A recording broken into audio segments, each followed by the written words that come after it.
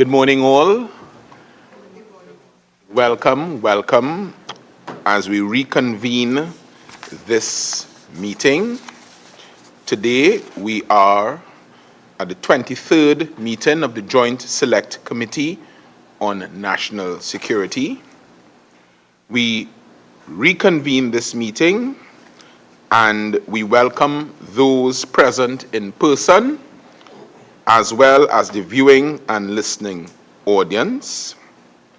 We have the distinct pleasure of welcoming the Commissioner of Police and the representatives of the Trinidad and Tobago Police Service.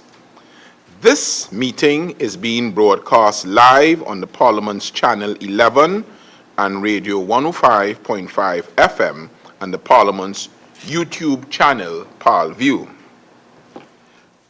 Before we commence, I would like to remind both members of the committee and the officials that our protocol remains that you direct your questions through the chair. I want to remind members and participants to activate your microphones before you begin to respond once recognized by the chair. And when you are completed with your contribution, you will turn off your microphones. I want to now specifically welcome the Commissioner of Police, Mrs. Erla Harewood Christopher, DCP Intelligence and Investigation, Acting Mr. Kurt Simon, Senior Superintendent Northern Division, Mr. Kerwin Francis, and Assistant Superintendent Court and Process, Mr. Rajesh Lal. I'd want to introduce myself. My name is Keith Scotland, and I'm the chairman of this committee. And I would want to invite the other members of this committee to introduce themselves, starting with Venerable Vice Chair. Morning and welcome. Paul Richards, Vice Chair. Good morning, Richie Sakai, member. Ayana Webster, member. Good morning, Rudal Monilal, member. Good morning, Jayanti Lachmidyal, member. The topic that we are about to interrogate is an inquiry into the criminal justice system in Trinidad and Tobago and to determine the strategies to achieve greater efficiency and effectiveness. Before we begin, Madam Commissioner, we want to thank you for the extra effort you made to attend, because I know that you are being pulled elsewhere with your attention physically, because we are hosting, I think, a seminar, and it's an international seminar which you are the host and which you are the chair. And we want to firstly, on behalf of all members of the committee, express our gratitude for your attention, and of course, the public of Trinidad and Tobago, that you have seen it fit to take time off from your busy schedule and from that commitment to attend before us this morning. It shows that you understand the significance of this inquiry. So we thank you. I will now invite you, Madam Commissioner of Police, to give some brief opening remarks, not to exceed 3 minutes. Thank you so very much, Chair. Members of the committee, good morning. The Trinidad and Tobago Police Service, as the country's law enforcement agency, is required to interact with many other stakeholders involved in criminal justice system. The TTPS collaborates regularly and enjoys a fair level of cooperation with these agencies. These relationships have existed and have functioned with some level of efficiency over several administrations over a very long period of time. The performance of the TTPS has the potential to be impacted by any deficits or constraints that may exist with these stakeholders. From the perspective of the TTPS, the opportunity to achieve greater efficiency and effectiveness in the criminal justice system of Trinidad and Tobago resides in identifying and closing the performance gaps that may exist within these stakeholder agencies and in ensuring that the synergistic relations that will lead to greater collaboration, support, and sharing of information do exist and are effectively facilitated. This morning, my team consists of two of my legal officers, although they perform at the courtroom process, Mr. Lal and Mr. Francis, and of course, the Deputy Commissioner, who is responsible for investigations. Thank you, Chair.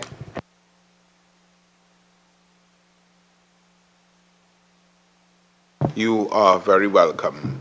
Without much further ado, I would like to commence the interrogation.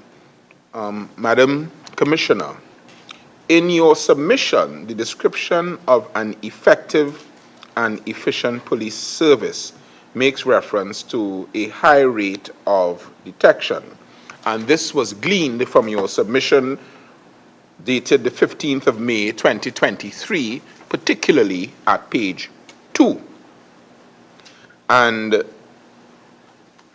what you did say is that having indicated that, the natural question flowing from this is whether the Trinidad and Tobago Police Service is ineffective or inefficient owing to its low rate of detection, and if so, what is the prescription to transition the Trinidad and Tobago Police Service to an effective and efficient part of the criminal justice system? So I gave you a run-up to the question, so let me encapsulate the question that I want you to answer. What is the prescription? What are your thoughts? What are your plans to transition the Trinidad and Tobago Police Service to an effective and efficient part of the criminal justice system? Thank you, Chair. I will take one part of the question, and Deputy Commissioner Simon will take the other.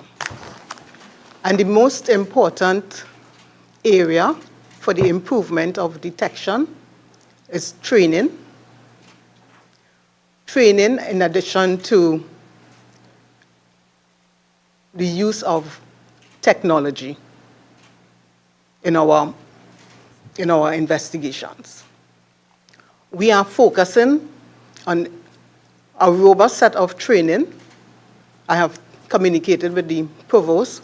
What we are in the process of doing is the rehiring of experienced investigators, officers who would have retired, who are competent to assist in the training of our officers. Mr. Simon. Good morning, Chair. Good morning, all. Good morning. Yes. And I see the question does react to, or the question, in fact, would react to that which we are all concerned with in the TTPS, that is that of the detection rate. And our Commissioner has described our police service as one that would be efficient and effective when we consider our detection rate. And right now, we are not comfortable with our detection rate, and hence a number of initiatives are being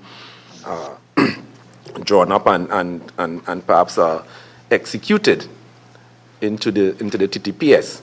One thing that we observe, that a detection rate tends to be affected when we have a high crime rate. So, of course, one of our initiatives with regards to improving our detection rate is to look at prevention, where we can reduce perhaps the amount of crimes that we are seeing right now. And even looking at our crime reduction policy that the Commissioner would have unveiled here some time ago, we are seeing some movement towards that reduction in crimes that are happening, though I would describe as minuscule. It is conversant with what happens globally in the criminal justice arena when a police service applies new techniques and so on. You find that the impact may not always be as great as one would like to see it, but it is one that is somewhat transient, and we we are seeing that transformation, that slow transformation beginning to take root, and perhaps, it may allude to what might have been proffered here some time ago. Now, the TTPS, as ma'am would have mentioned, ma'am being Ma'am Earl Christopher, spoke about training amongst our departments, and that is our investigative departments. We are stretching that investigative capacity, though, throughout the entire TTPS so that all and sundry would be able to react properly to the investigations of crimes. We are enhancing our technological capabilities, and this, of course, we are not doing it on our own. We are in partnership with a number of stakeholders, national and I may dare say international, to impact that detection rate that we are so careful to look at today.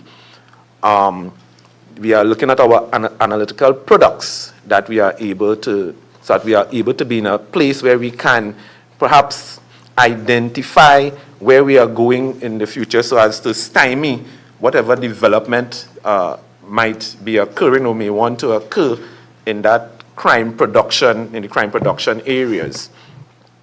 Additionally, you find that we are looking at, even after a matter is solved, ways to ensure that the matters are dealt with properly before the courts of law, so that we are working aggressively with our case management systems and our after-case briefings and debriefings, so as to positively impact our detection rate, and at the same time, simultaneously, to prevent the amount of crimes that are happening. And as I said, we are encouraged as we are seeing some movement towards our reduction plans.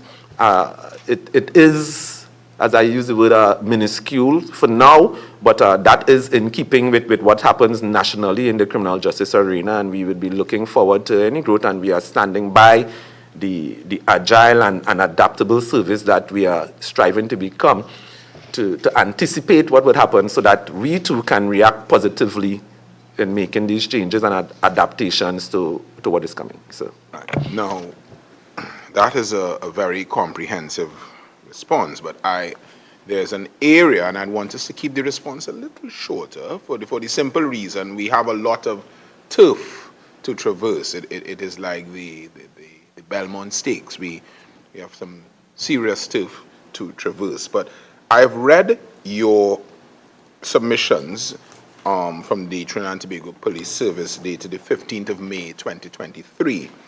And in particular, in your submissions, it was stated that out of a total of 270 officers in the Criminal Investigations Department and Criminal Records Office, only 108 are engaged in active investigations. That will account for about 40% if you do 108 over 270.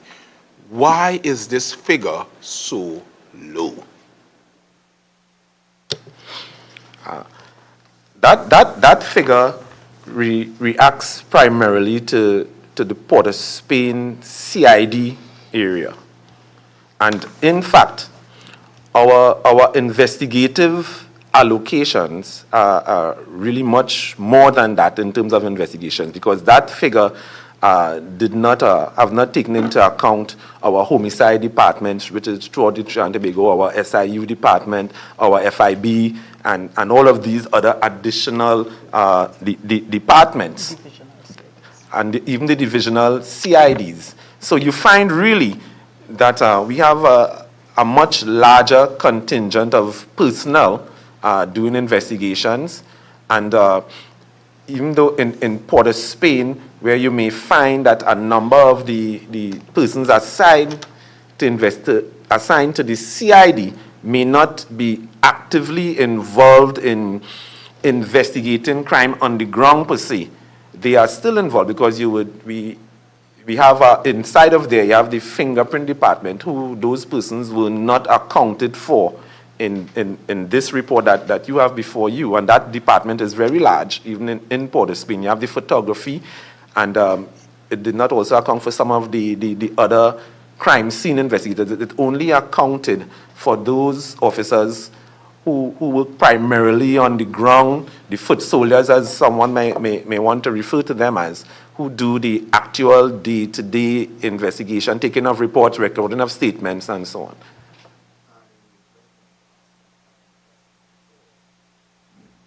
I want to ask my final question before I defer to Member Lachmidial, and I want you to undertake to give me something in writing, but if you want, let me pose the question.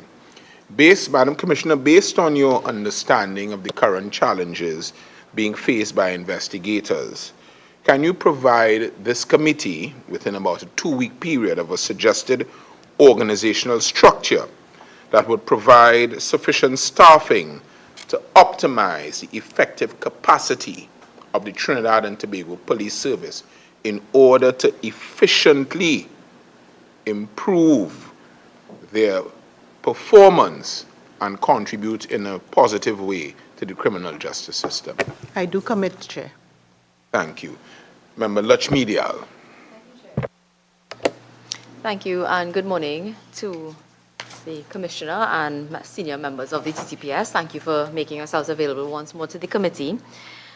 I want to start off with something that was alluded to by TCP Simon, and I also make reference to a couple of things, so forgive me if the run-up is a little bit long. We had the Director of Public Prosecutions here some weeks ago, and I'm sure you would have listened to his testimony before the committee, and you would have heard that he lamented the reliance, greater reliance now as compared to when he began as a prosecutor many, many years ago, greater reliance in more cases on eyewitnesses and confessions. He said that it was more common to find, for example, fingerprint evidence when he began as a prosecutor, how much ever, I think it was more than 20 years ago. The Public Defender's Department, in their submission to the committee, a written submission to the committee, lamented the failure of the TTPS to follow certain guidelines and practices which resulted in matters not resulting in a conviction. So when DCP Simon, who's a very experienced prosecution witness, made the comment that after a crime is solved, you want to start working on your briefings and so on going forward.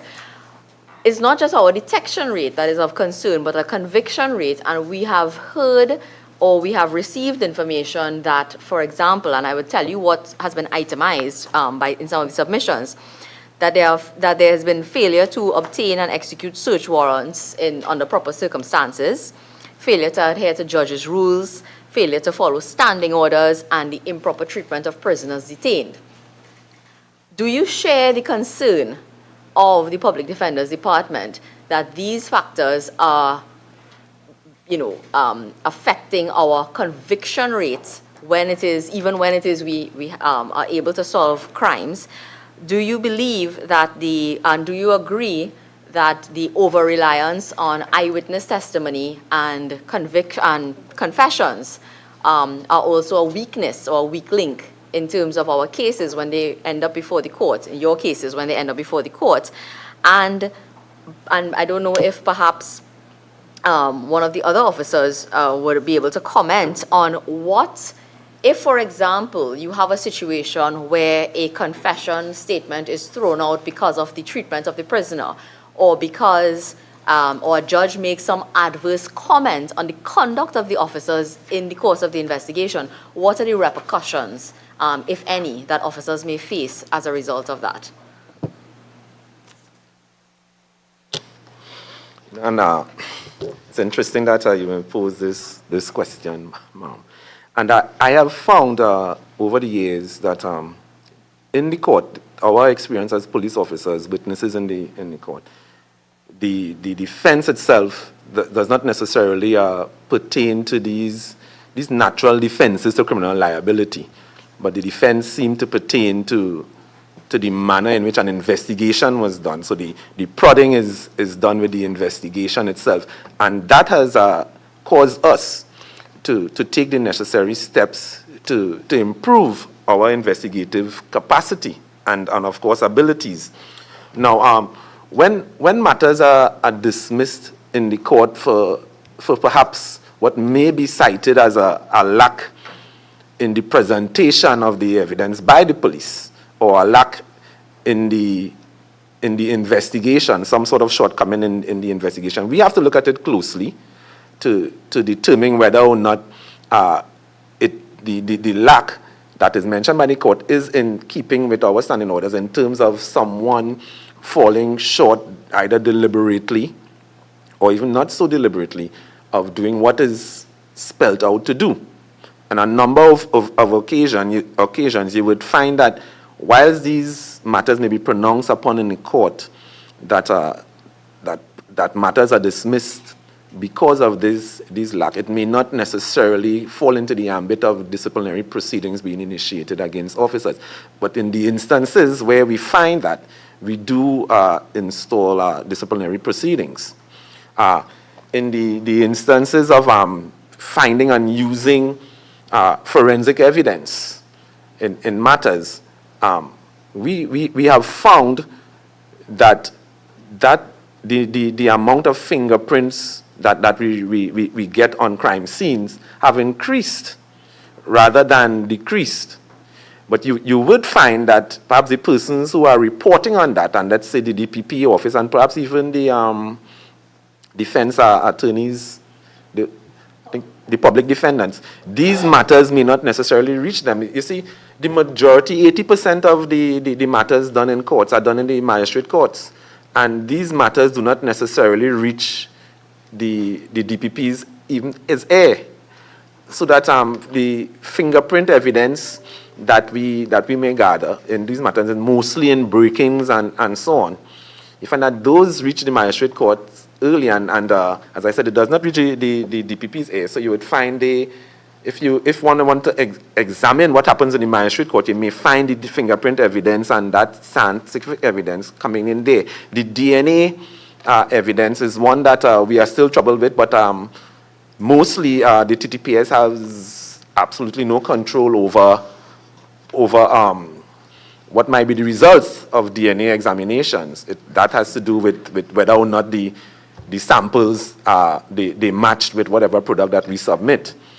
So that too may not, if we don't have that evidence, it cannot reach a DPP. And as what was the other part of the question, ma'am? I think you've answered all of them. Thank you. Well, yeah, so you've covered it. Now, I just want to follow that. Would you be able to tell us, for example, out of all of the indictable matters, let's say in the last 5-year period or whatever period you could work with, how many matters did not reach to a jury because of, and of course you could provide this in writing later on, because of a confession being thrown out, or someone, and basically the prosecution being able to not continue with a matter? Because we're very concerned here, and I think some of the recommendations that we are looking at, and certainly some of the recommendations that we've discussed before, is about exploring greater reliance on evidence that can withstand scrutiny before the court, a lot more than confessions and eyewitnesses. Do you think that there is, do you think that there's sufficient training for your investigators in terms of being able to take and record statements that would bring forth proper eyewitness evidence, proper adherence to judges' rules? Do you think that your officers are sufficiently trained in that regard, or do you think that more needs to be done, and perhaps greater supervision of junior officers in the course of an investigation? Because I know that when a crime is committed, it's a very quick, a rapid flow. You start getting eyewitnesses, right, and you start taking statements, you start getting information, you start collecting, your intelligence and so on. Do you believe that you need to marry that practical, on-the-ground experience with a little more training so that you have better evidence coming out when you are ready to charge someone? You have better evidence to present, and you have solid statements, solid evidence that can stand up in court with proper, because as you mentioned, I think what you were referring to is that a lot of the times when matters fail before the court, this is not because of a lack of evidence, but procedural irregularities. And do you think there's sufficient training to overcome those procedural irregularities and to avoid those procedural irregularities being the cause for someone who may very well be guilty being acquitted at this level of the High Court?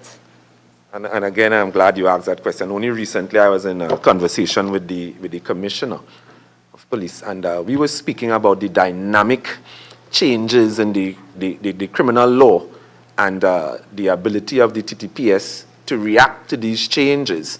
And of course, these changes, they manifest in the courts, the magistrate and the High Court.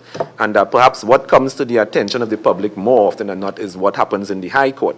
And those dynamic changes has caused us to really place a lot of emphasis on training and development. So it seems as though, we have recognized, in fact, that we need to continue or to have a continued focus on investigative training to increase our abilities and our capacity. Some of the things that we are doing is spreading out more, having statements recorded, audio and video. So we are doing that a lot more now than prior.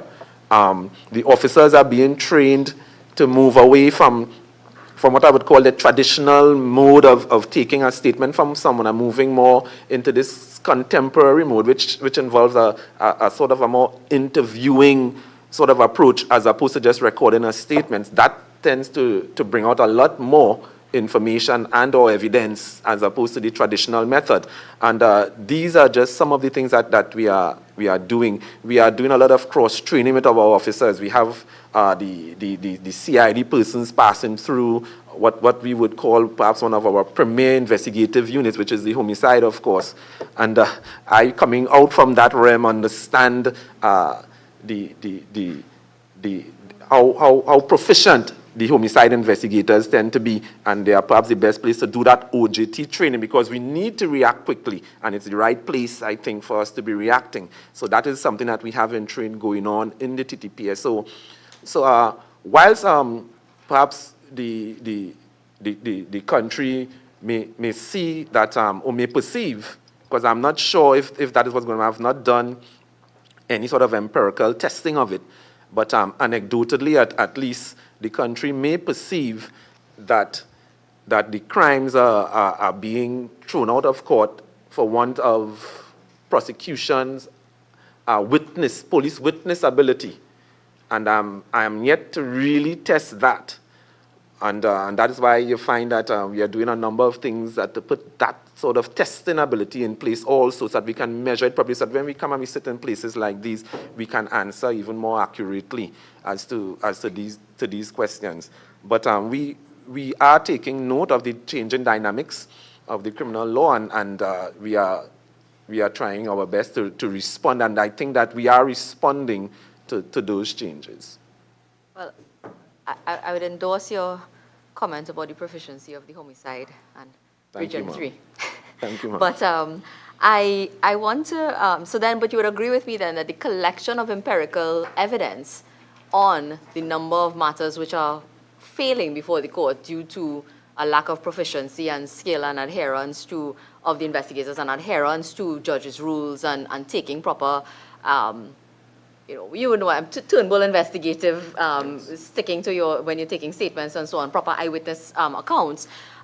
If we don't know the level of failure as a result of those deviances from standard procedure, then we can't address it. So perhaps the collection of that empirical data is critical in moving forward, so that you know where your focus has to be, and it would direct your training needs as you go forward.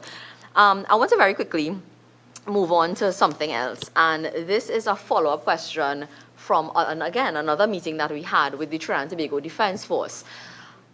I have a grave concern about the reports that were appearing in the media about the discovery of ammunition on crime scenes with certain markings on them. And these spent shells with the markings attributed to various arms of the Trinidad and Tobago Defense Force, whether it is the Air Guard or the regiment itself. And when we had members of that arm of law enforcement before us, they indicated that they were doing an audit of their ammunition and that they had been 95% complete and their ammunition was accounted for, and they felt fairly certain that all of their ammunition was accounted for. that caused my phone, social media, and every other avenue of contacting me to blow up with comments from the public, feeling quite concerned about how it is and what is being done to address this concern. If it is that the Defense Force is saying none of their ammunition is missing, how it is that these reports are coming forward. And I had itemized when we met with them about 7 or 8 instances of those reports from last year, August to present. So could you then tell us, because they made a comment that they had not yet been contacted by the TTPS to work with them on resolving the issue of this ammunition and to make proper checks of the ammunition. So I think that the public is very interested to find out where the TTPS has reached with these specific investigations, because of course the availability of ammunition and its availability to the criminal elements is of very grave concern to the public. Ma'am, I heard the comment from the Defense Force about the contacting of the police service contacting them with regards to those ammunition found, because I recall when this thing, when the phenomena started occurring, I became very much concerned, and I personally made contact. Perhaps there was some sort of communication thing happening there. But I made contact, and I was involved in 2 meetings. And there was a simultaneous arrangement happening at that time, and even though probably not planned, but it was simultaneous with audits being done, because the TTPS, we have done audits with regards to ammunition. And in fact, we have, from the conversations with our partners, we looked at other hypotheses that may want to account for us finding not only Defense Force ammunition wrongs, there were also ammunition being found with TTPS engravings. And of course, that had us concerned. And we are still working on those hypotheses. And some of them are in the public arena right now. And you may find that the TTPS, we are strategically maintaining some silence on the issue, because it's ongoing, the investigations are ongoing, and they are intricate and sensitive. But the fact that we are finding TTPS and Defense Force engraved wrong ammunition on scenes is concerning to us, and we are reacting to it. Without, and this is my last question for this round, without getting into any of the sensitive stages of the investigation and revealing too much, would you say thus far, in terms of your investigation, TTPS, as well as your conversations with the Defense Force, have you identified any weak links that need to be addressed as a matter of urgency to prevent future occurrences of ammunition getting into the hands of criminals? Have you been able to identify any specific areas, and you don't have to say what they are, but have you been able to identify, let's say, a hole that needs to be plugged? Yes, ma'am. And again, I said we because of the communication I had. And we have identified and taken steps. The TTPS, we have taken steps, and I am aware that the Defense Force have taken similar steps. Thank you, ma'am.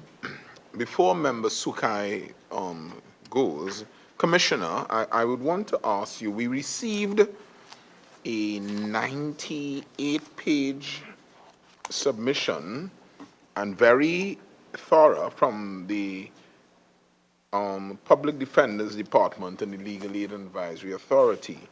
But at page 36, under the rubric Improve Policing Practices and Ensure Accountability for Improper Police Procedure, there was a representation as follows. For the criminal justice system to function effectively and efficiently, there is a need for the widespread implementation of technology in the police service to improve and optimize their processes and to replace outdated practices to improve fairness. This will serve to minimize opportunities for misconduct. and it may help challenges relative to the integrity and validity of evidence obtained from police investigations. Sharing some experience, one of my first cases I did, Joseph Reyes versus the state, or the state versus Joseph Reyes. The state, the police depended on a confession and a statement in a murder. And Justice Prakash Musai, as he then was, ruled that the failure to feed Joseph Reyes at the San Grande station for over 7 days obliterated and made the statement a statement obtained under oppressive circumstances, and the meat of the matter never reached a jury because I took the statement as a preliminary point. I took it as a voir dire. Yes, he has the presumption of innocence, and that's there, but that case is there in the annals of our law books. So the question is, do you think that the technology, because if there was, or the treatment of Reyes, the court ruled as a fact that he was not fed for 7 days, and thereafter any statement taken under those circumstances would be oppressive and not voluntary, because his will would have been sapped. What do you say about that, Madam Commissioner? Thank you, Chair. I know that that case would have been, it is aged, and I want to assure you that our police officers now function with a greater level of integrity and ethics. And with the proper supervision, issues like that will not be happening now or in the future. Thank you. Member Sukai, would you please ask your questions? So, right. Thank you, Chair. And through you, first of all, good morning, Commissioner, Deputy Commissioner, and these senior soups. Commissioner, Deputy Commissioner, I know you're a Deputy Commissioner for a while when I sat in my previous incarnation as Chamber President. And I can tell you he was very effective as a senior soup for the Central Division when he was there. We collaborated on many initiatives, and he will know that the business community was always willing to help whenever they were called upon. However, coming out from Senator Member Lakshmi Dayal's contribution or question, and I have one thing that I'm a bit ignorant about, and I would like a little clarification, which is the process of collecting DNA, right? And I know you intimated somewhere along the line there's a disconnect when the evidence goes forward and then when it comes back, it's not correlation. And I could be mistaken of what you alluded to. And maybe you can clarify the process, where it goes in terms of DNA collection. And is it effective? Is it coming back on time? Or what, in your view, where along the process is it being corrupted, or if it is being corrupted at all? I would consider myself to be intimately aware of that evidence collection as it relates to DNA and its processing, and even the administration of the processing.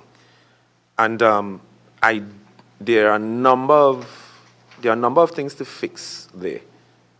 And what I can say is that the TTPS, we have still found ourselves storing most of the DNA samples collected. And I don't want to say too much more because there are certain recommendations that have been made with regards to repairing what we consider to be a major fault with regards to that processing. But even with that said and done, I have also realized, and I tend to do readings with a number of journals involving police investigations and the contributions of scientific evidence towards solving matters. And I have learned that the DNA and perhaps other scientific evidence does not necessarily contribute any great, or does not present any great contribution in terms of numbers, any significant number, the numerical value then is not significantly changed, even with the use of it. What it tends to do, though, is give you much better collaboration in your evidence and presentation to the court. And I am not saying that so that we may evade the issue. I'm saying that even though there is this potential for DNA to assist us, based on my readings, I am not very much, should I say, confident that is going to boost solve rate significantly higher. But I think qualitatively, it would impact the criminal landscape and the policing landscape in terms of solving matters. Chair, through you, I'd just like to continue. Is it, and once again, forgive my ignorance because I don't really understand the process. Is it that the TTPS relies on external agencies to support in terms of the DNA evidence gathering process, and where along the steps do you believe that sometimes the evidence becomes corrupted or tampered, or if you understand? Because I mean, I hear when you state your readings, but from my brief analysis, evidence gathering and especially DNA sampling and testing for cases such as a rape charge or something is very important for bringing evidence to the court. And I will think that if there's something wrong with that system, we should actively be looking to repair.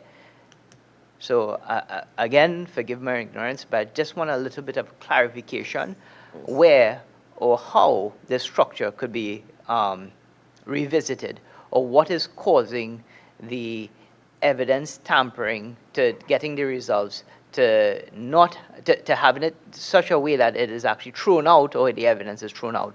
What it is that we are not doing right? If it's accountability, or is it just checks and balances, or is infrastructure the lacking? Just if you could just clarify.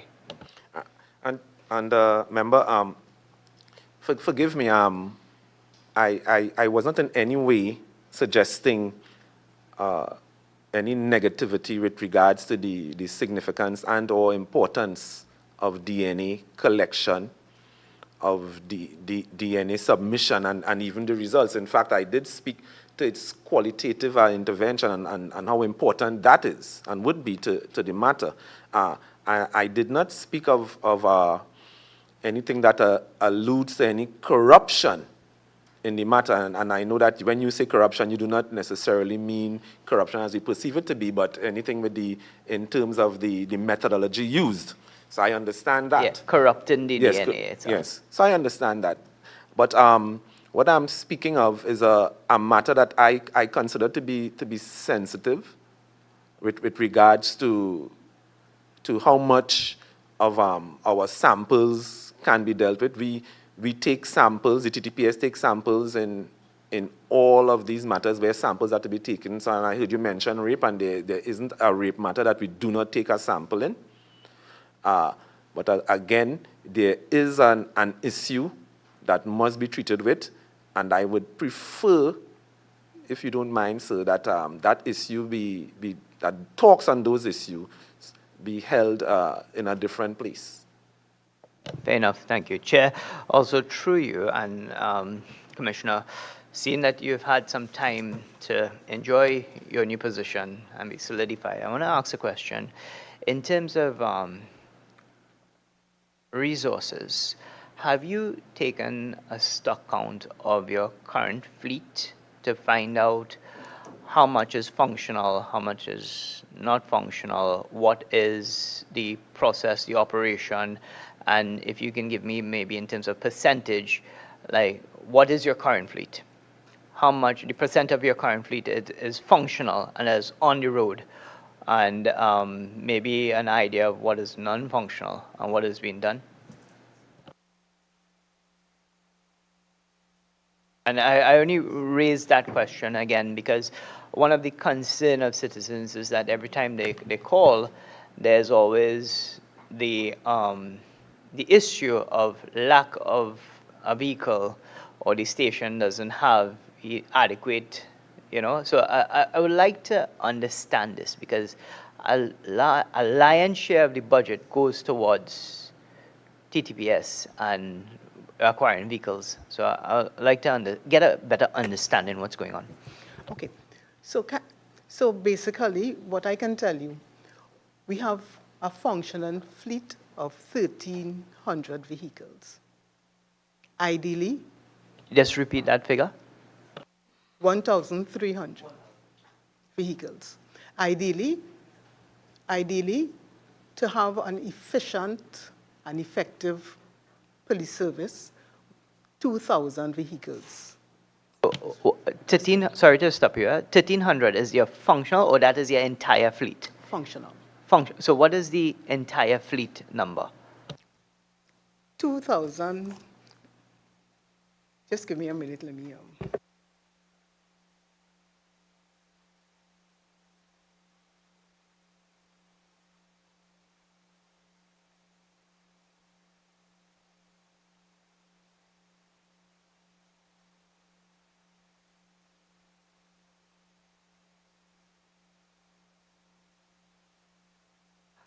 Is it possible that I could give you, because I do not work with it, I'm trying to put it on. Fair enough. time is- I'm time just is- asking this in the vein, because in the public interest, they understand the amount of resources allocated, to TTPS. And I'm quoting an article here on January 31st, 2022, and it actually interviewed the former commissioner, where he stated that, he was strapped for resources. The article entitled TTPS was starved for resources, and one of it indicating, vehicles, manpower, and other issues.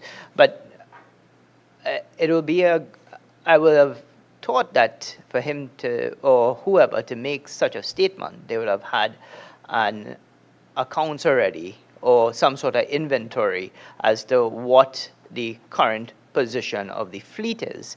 And so much so, if we have a better understanding of what the fleet is and some of the issues, then we may understand or realize whether or not it could be not a resource problem, but a mismanagement.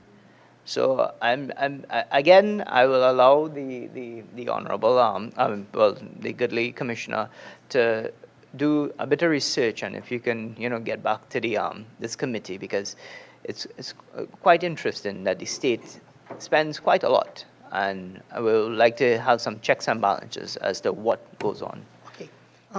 But I would like to let you know, though, that of the percentages that are not operational, we have just over 240 vehicles for repairs. We have 591 for Board of Survey. And please be informed, just 2 weeks ago, the minister did appear before the Parliament for the allocation of $100 million for the purchase of vehicles. So we are in the process. Additionally, through the budgetary allocations for 2023, 2024, we have made representation for just over 500 vehicles.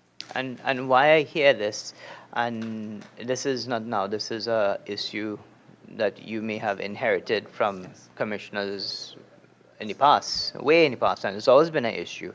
So what I'm trying to do, and what we keep on doing, is pumping resources into something that is bleeding the state. And while I don't have the figures, and I'm requesting the figures from you, is to find where we are losing out and how we can sort of tighten this. And I then ask you one last question. Are you pleased currently the way that your fleet is being maintained and kept right now in the TTPS? Are you truly happy from what you have seen in your short time there? No, I am not happy, but what we have implemented recently is a vehicle maintenance policy, and that is expected to take. Can you share that with us also? What that policy, that new vehicle maintenance policy, Sure. and how you intend to implement and upkeep it, please? Yes. Thanks. Thank you, Chair. Member Richards, Paul Richards. Thank you, Chairman. Good morning. Good morning again. Well, just good afternoon, Commissioner and team. I just want to go back to an issue that Senator Lakshmi Dayal raised. And it really is under the overriding rubric of training, because the inquiry is about the criminal justice system in Trinidad and Tobago and to determine strategies to achieve greater efficiency and effectiveness. And because of the critical point of spear role that the Trinidad and Tobago Police Service played and has played for the last 60+ years in Trinidad and Tobago, of course, this agency is of utmost importance in maintaining law and order and peace and a sense of security in Trinidad and Tobago. And it comes under training.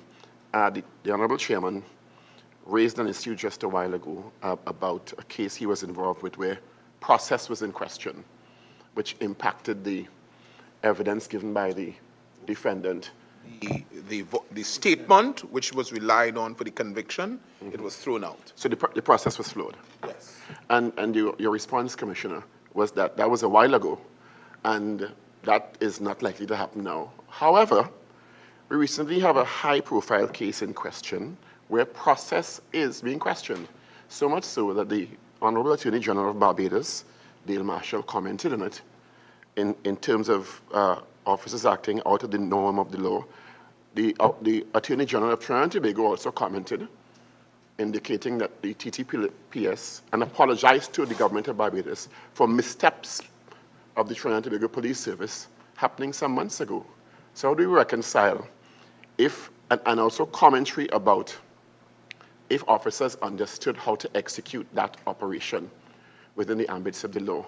How do we reconcile that happening some months ago in the context of officers' process within the ambits of the law and training of officers to effectively carry out their mandates within the ambits of the law and regulations and proper process?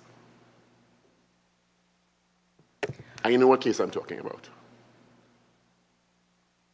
I believe I know which case you are speaking about, member. But what is important to note, the processes and the whole incident is being reviewed.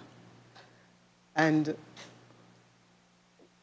although I would not want to say much on the issue, simply because of the fact that it is still in the courts, what I would assure is that steps are being made to ensure officers are properly guided in the performance of their investigation. Because of the implications of that, and yes, it's before the courts, is a written report expected? And understand the Minister of National Security indicated an oral report has been presented by your good self. Is a written report expected from that, or has a documented report been created already? A documented report has not been created as yet. Is there a reason for that? Given the high profile and sensitive nature of that situation? I'm in the process of compiling the report. And is a timeline on that? Yes, there's a timeline given to the minister. Can you share that with us? Within the next 2 weeks. Within the next 2 weeks. Thank you very much. Moving on, quickly. One of the issues raised earlier on is the strategies, because, I mean, the effectiveness, efficiency, and integrity of the police service is very important in terms of engendering public trust and confidence. And public trust and confidence means that the public is likely to partner more readily with the police service, because we all know the police can't do it on their own. The public involvement is critical, but the public must trust the police that they will follow proper procedure and interact with the public in a productive manner. Do you believe that the present strategies are in alignment with building that public trust and confidence. Where had the gaps been identified before, and how have the strategies changed? Because the public trust and confidence issue with the police service has been a measure of great concern. I think at one point in the DSRAN report, it was under 20%, and it has continued to be a bugbear in the police service interaction and cooperation, public cooperation with the police service. A major focus on the TTPS's crime reduction and general performance is focused on stakeholder building, stakeholder relationship.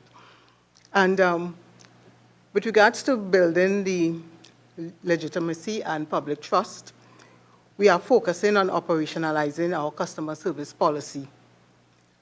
We have implemented a number of community-oriented policing strategies, increased direct community engagements through station council meetings, town meetings, and walkabouts.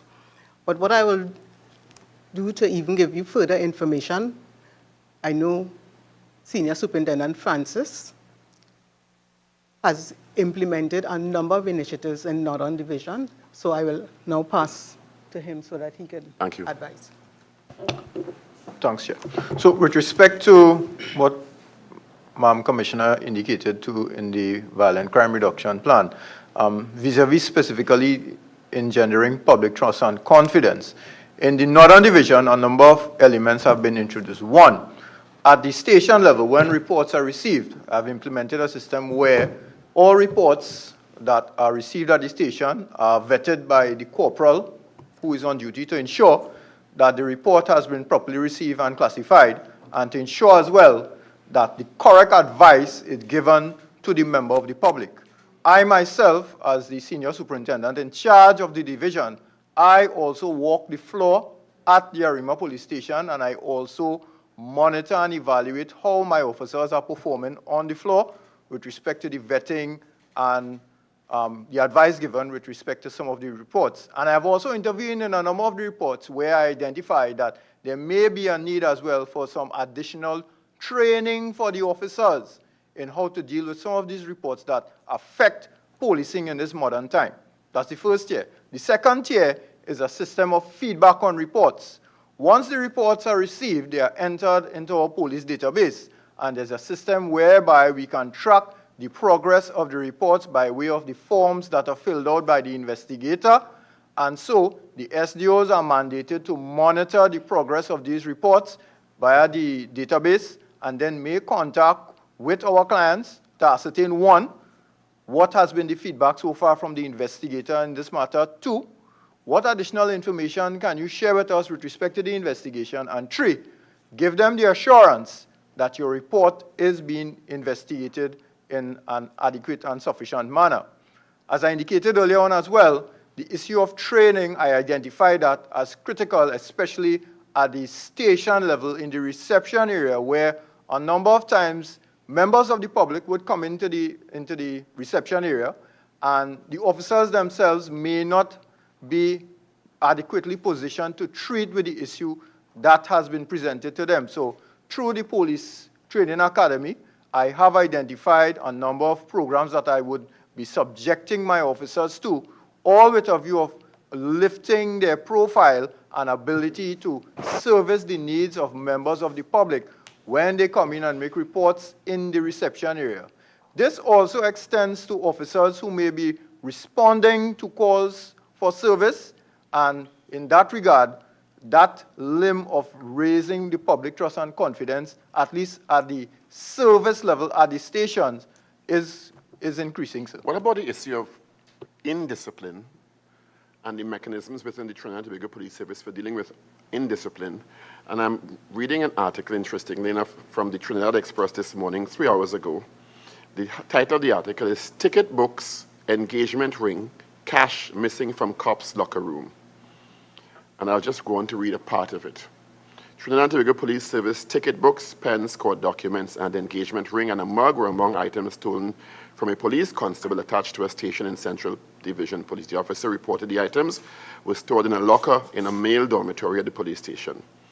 The report stated the officer secured the locker at April 4th at 8:30 a.m. and went away, and the rest is history. When the public reads articles like that, internal to the police service, you have that kind of indiscipline and allegations of theft, and they're not resolved in the public in a timely manner, you could understand that even though you've outlined some admirable strategies there, it diminishes the public's confidence in the police as being honest with each other in the station if the issue is not resolved in a transparent way, in a timely manner.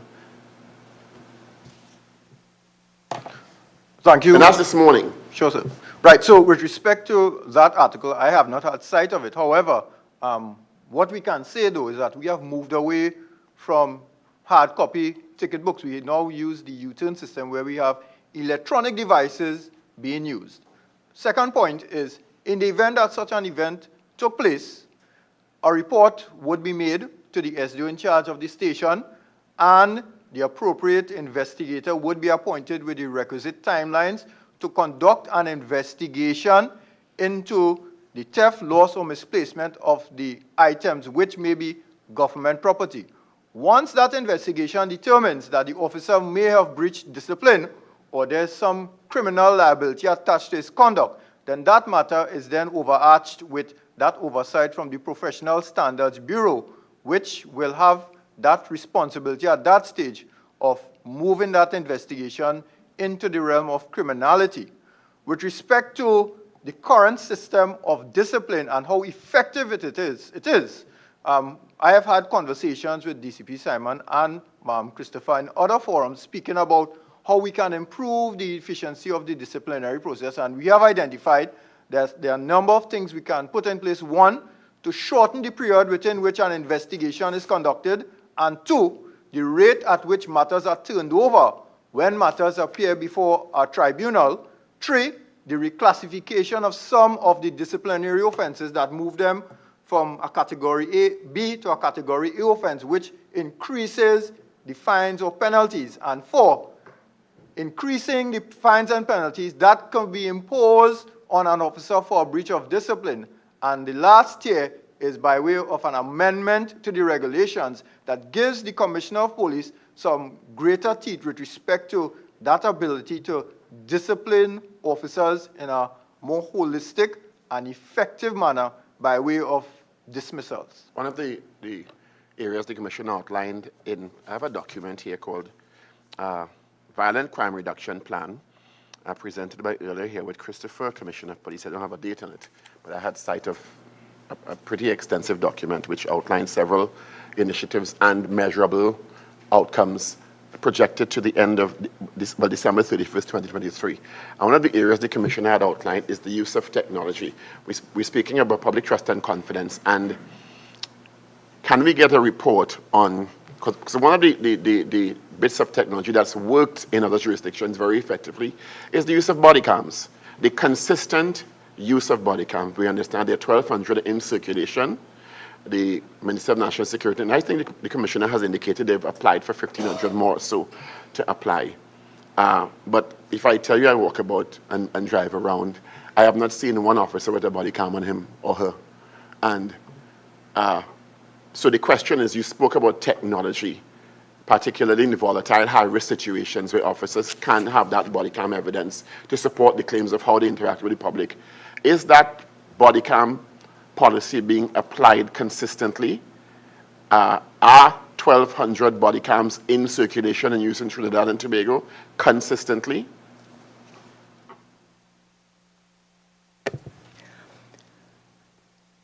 $1,200 cameras have been distributed and are available for officers to use. 1,200 body cams have been distributed and are in circulation, but yes, are they being consistently used? At this point, I cannot honestly say that they are being consistently used. What I can indicate is that divisional commanders were instructed and mandated that officers, when they go out on duty, that they wear their body cams. How long ago was that, Commissioner? That was 2 months ago, Chair. And have you had reports, through the chairman, have you had reports about the application of those? Because if you're talking about tightening up the operation of the police service, I would imagine you have weekly ComStat meetings. You have certainly regular senior divisional head meetings where you would get reports on the policies and strategies that are being instituted by the police leadership and whether or not they're bearing measurable fruit. So if they have been applied 2 months ago and 1,200 and the commissioner can tell us at this point 2 months later, 4 weeks later, if they're being consistently applied and the measurable effect on that, well, we have questions. Well, when I say at this time, because you said you have been driving around and not seeing. So based on your statement, I say I will not say that it is. Well, that's why I asked you but, if they are being implemented, because my word is just anecdotal. Okay. Well, I will say yes, they are in use. Consistently? Consistently throughout the divisions, the frontline officers do. Just 2 more quick questions. Mr. Francis will address. Yes, sir. I am the current head of the Northern Division North. My division is supported by 2 operational teams, the Northern Division Task Force and our Operational Crime Patrol. My division has been in receipt of a recent allocation of additional body-worn cameras, and my frontline task force officers have been instructed and do wear the cameras. I go out on operations with them, and they actively use the camera. With respect to the monitoring of the use, I also at times request from the IT a return of the uploads so that I can measure whether the cameras are effectively being used and the circumstances under which those cameras are being used. So I can attest to that fact at the Northern Division. Thank you. I've had some information earlier on, I think Dr. Munila shared. There seems to be discrepancy in detection rates. On one hand, we hear national reports of detection rates below 20%, and I think Dr. Munila suggested that at a recent town hall meeting, Southern Division presented detection rate of 49%. Can you give us a sense of what detection rates are, division by division, and overall nationally at this time, please? And if there are discrepancies. Yeah.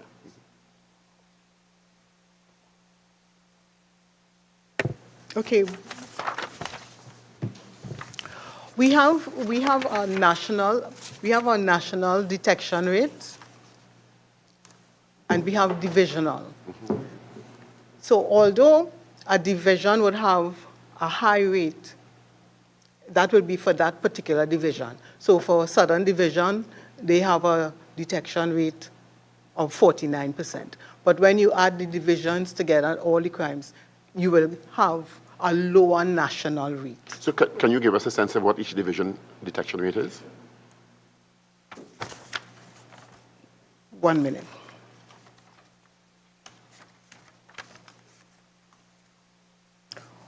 All right. For serious crimes, let me.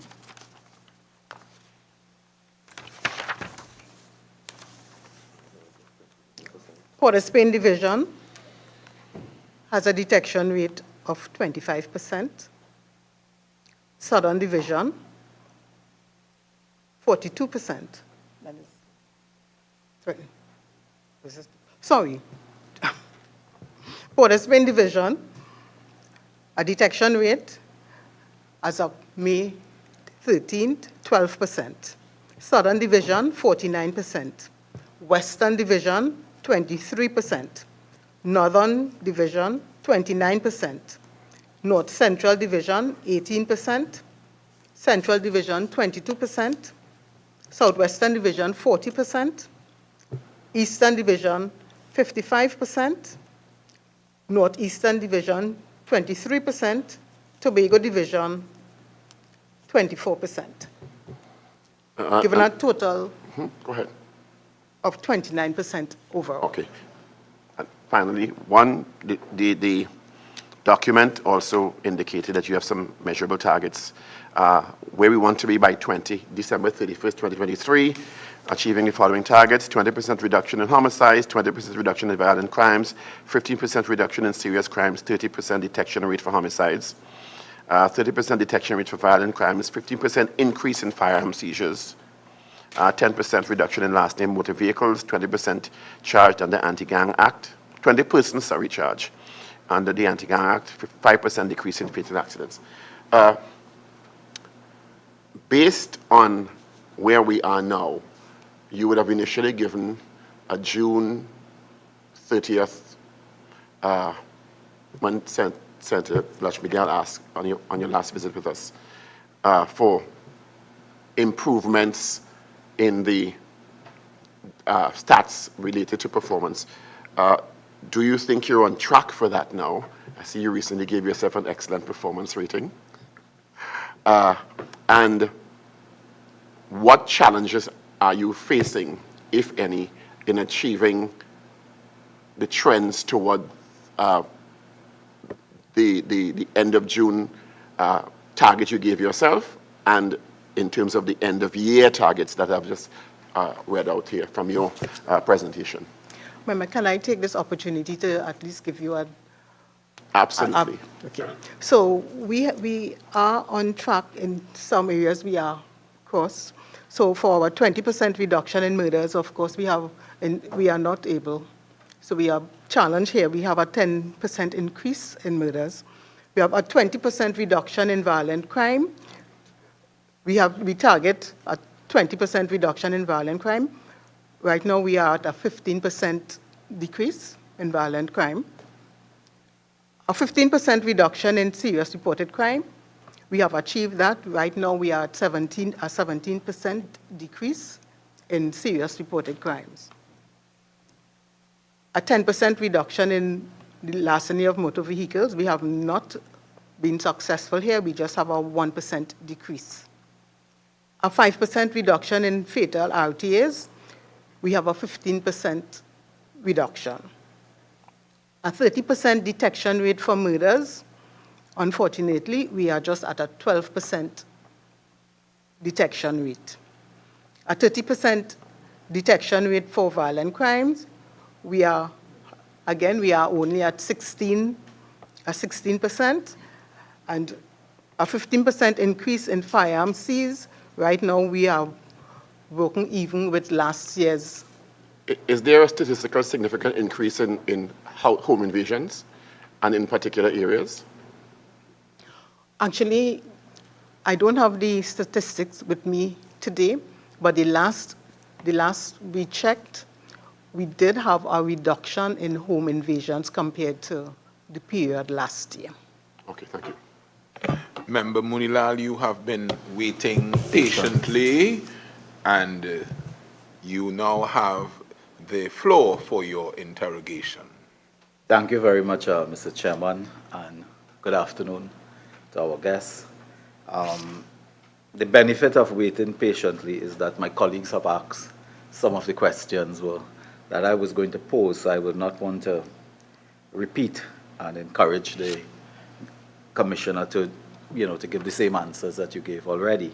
On the last issue Senator Richards raised, I must say that was a question I had, because I was very curious as to the excellent rating that came in from your good self. The police service is one of the few public institutions where they are self-rating. And at first, I must confess, when I heard that, I thought it was Dr. Wayne Fredericks from Howard University. But that was put to rest with your data. Member Munilal, I rate myself excellent very often. Well, now we understand members of parliament do it as well. I would prefer constituents to do that. But having said that, Madam Commissioner, so I got the statistics that you raised, and it's very interesting. In fact, according to that data, you have been able to meet somewhat the targets, and there are a few areas that are a bit lower, but at least in meeting targets. I've had the benefit of studying the proposal violent crime reduction plan, and some of my questions would be on this area. Again, I want to share Senator Richards' view that it is quite comprehensive, but at the same time simple to digest, and I think that's an important point. Sometimes we make plans, and the plans themselves we can't understand, but this is really simple, but at the same time detailed. So a few questions on that matter. But first, if I can just take you to a matter that is engaging current attention, and it deals with gang reduction, to you, Madam Commissioner, or to Mr. Francis. In the public domain in the last few hours, a letter is circulating by the Trinidad and Tobago Postal Corporation. I don't know if any one of you have had the opportunity to see it, but it speaks in a very vivid, in vivid detail and, to my mind, in a sensitive matter of gang reduction. And it purports to indicate to delivery personnel in TT Post to avoid wearing certain paraphernalia and so on with certain identifiable numbers and etc. I don't know if first you have seen it, but I just wanted to know whether this was done in this way with the advice of the TTPS, because the letter states that in an effort to, dated yesterday, in an effort to protect the lives of delivery officers and on advice of the TTPS, they have asked their workers not to wear certain identifiable numbers. And I can tell you, they have named gangs and so on in this, because it is in the public space. It is heavily on social media, and there was a news report within the last half an hour or so by a daily newspaper, so it is not a secret. Was this the advice of the TTPS? Are you aware of it? Because it seems to me that it is sensitive to a certain extent. Member, that letter was brought to my attention just prior to coming into the meeting. I am actually in the process of verifying the authenticity of that document. So as of this moment, we are not sure whether it is an authentic piece of correspondence from Trinidad and Tobago Postal Corporation. I am not sure. Okay, sure. And neither me or any of my deputies or senior superintendents are aware of any such instructions. Yeah, that is why I was coming to, whether authentic or not. You share the concern I'm raising about the graphic nature of this type of correspondence and the way it is presented, because, for example, a state enterprise or any corporation, they are free to give directions to their staff on what to wear, what not to wear, how they, present themselves to the public. That is their right.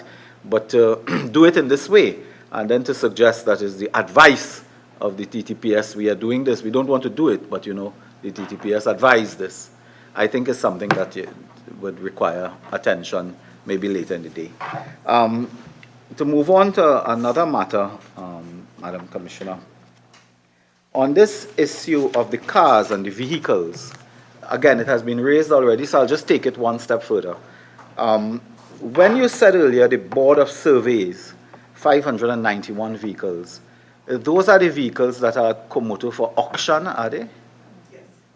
And there have been some severe kickback with getting the Board of Surveys to give you or present an auctioneer to get rid, quote unquote, of those derelict materials? I am not aware of a challenge at this time. Because at Komoto, are you aware how many vehicles are there for auction? I believe it may be 591. 91, correct.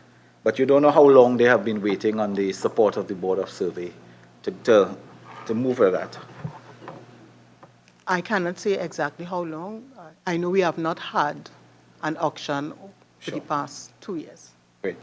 And you said there were 150 vehicles for repair. Apart from that, would they be vehicles that are currently at police stations throughout the country? Most of them would be at garages. At garages. And some at stations. Right. With the vehicles as well, as most people would admit, and most people would find plausible, they present a good or at first line of deterrent with police patrols and so on. And I took note in your submission of precision policing and what you actually call power few.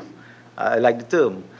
Is it that the vehicles are now being used in a more strategic area of focus on quote-unquote hotspots or high crime areas and so on? I had the benefit last evening of hearing a senior member of the TTPS, and I got the impression that it was also part of the strategic approach that yes, we will have patrols and we will have visibility, and you speak to visibility Yeah. in the document, but you are focusing on the high crime, at least from the statistical point of view, areas, as opposed to a place where the statistics reveal is lower crime. But it does not mean that we don't provide visibility at the lower crime areas. We focus on the high crime hotspot areas, so we have a greater visibility there. But we also maintain a level of visibility in the other areas. And you project that with the eventual procurement of the additional vehicles that the minister had promised through budgetary release and so on, you would have about 200 vehicles more, is it, for patrols and so on? Yes.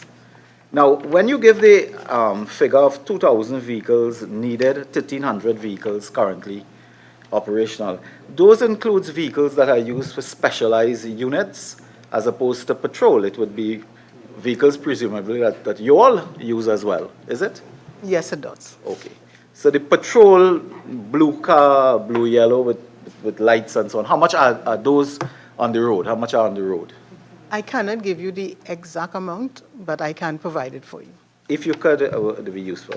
Madam Commissioner, you also dealt with this very critical issue in your reduction plan of accountability, transparency, and building public confidence. And I took note of that and wanted to reflect on that a bit. Public confidence, as is stated here as well, is a critical pillar of policing and getting results. In the world, Mr. Simon told us he's reading a lot these days on all type of police-related materials. Wherever you have high public confidence, generally, but not all the time, generally, you have good results. This matter that is occupying the attention of the public at this time, Mr. Richards raised it and so on. You had indicated that you had established an investigation quite speedily, actually. I think within a day or so, you had asked for an investigation into that matter. Could you indicate which senior officer is in charge of that investigation? My Deputy Commissioner Intelligence and Investigation is in charge of that. Who is present with us today? Yes, who's present. Good. Now, that involved the Professional Standards Bureau. Does it not? First begin, because in the public domain, it appears to involve the Professional Standards Bureau. Yes. Could I ask, therefore, to confirm for the public who may have an interest in an assurance that in this investigation as well, the fact that to our knowledge, no one from that unit has been sent on administrative leave or other type of leave, that investigation is protected in the sense of its integrity, in the sense that it is foolproof, that no one can interfere or prejudice that type of investigation, given that the persons whose conduct have been highlighted in the judgment are still at their desk? Well, I want to assure you and the national public that all investigations will be conducted with integrity and policing ethics. Because you would appreciate, Madam Commissioner, that in a matter like that, it may appear to some that police investigating themselves, and you want to be clear that that is not the case here, that persons cannot infiltrate or prejudice or interfere really with such an investigation. Well, remember, I can assure you that there will be no interference, and should the public be a bit concerned, please be reminded that there's the Police Complaints Authority who is authorized to investigate any matter. And to my knowledge, you could confirm, is the Police Complaint Authority investigating this identical matter as well? I cannot say for You can't I cannot say. for Okay. Two matters to raise additionally, just to update us really on the status. I had raised before in similar meetings the status of the 2 mobile scanners, and we have received different views over the last year or so. One was that the scanners there were some problems with training officers to use it. Then we heard that there were some technical problems associated with it. Given your concern in this document as well of the increasing use of technology and science, as I think we were speaking about here this morning, is there some endpoint in line with the mobile scanners where it will be in use or it will not be in use, or maybe we get the Board of Survey to auction them as well? Because you will appreciate that the capacity, without any detail, without going into detail, the capacity of these devices, these mobile scanners, present very, very good foundational help for crime reduction and crime fighting and so on. I say no more about the technology, but is there some point in which those things may be useful at all, or we may just have to scratch it off with red ink pen and move on? An evaluation of the vehicles is being done, and the 17th. Well, we had to postpone because of this meeting. You were doing an evaluation of the machines? Of the machines, and we were supposed to have a proper demonstration of the capabilities from the company that supplied. Okay. But we had to postpone to reschedule. My question is just to return to a matter, I left it out when I spoke earlier. Member Munilal and Chair, through you, just to add to that question with the scanners, right? Because you raise a very good issue. Those scanners, were they purchased or leased? They were leased. Oh, so they're on a lease arrangement right now still, and they lay idle? If you could just confirm. We have not been paying for the use at this time. Thank you. Yes. Munilal? Yes, thank you. No, absolutely no problem, through you, Chairman, to Senator Sukai.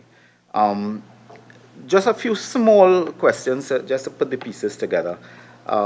You did indicate in response to Senator Richards earlier that you did give an oral report to the minister, and the minister himself indicated this in the Parliament, on that matter involving Mr. Thomas. And you indicated in 2 weeks from now, more or less, this would be committed in writing to the minister. Some related questions arise.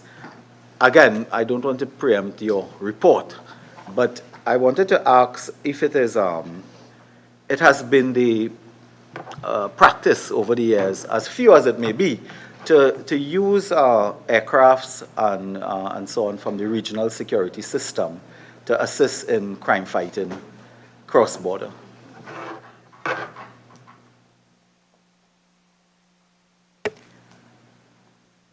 It may have been the process before, but I am not aware, and the investigations is being conducted, and I expect to be apprised accordingly. Could I ask a related question? Again, I'm not talking about your findings and your report to the minister and so on. Have you received any reports in writing from have you requested and or received from the RSS or the CARICOM impact? I have requested, I have not received as yet. You have not received. Again, we are not on the findings again. Madam Commissioner, could you confirm that indeed the Office of Commissioner of Police, may not be yourself, but the Office of Commissioner of Police authorized police to travel on a regional security system aircraft? Please repeat the question. Could I ask whether you can confirm that the Office of the Commissioner of Police authorized police officers to travel to Barbados using a regional security system aircraft to receive a passenger and return to Trinidad and Tobago? I cannot confirm. You cannot confirm that your office authorized the travel of the police officers? No, I cannot confirm. Okay.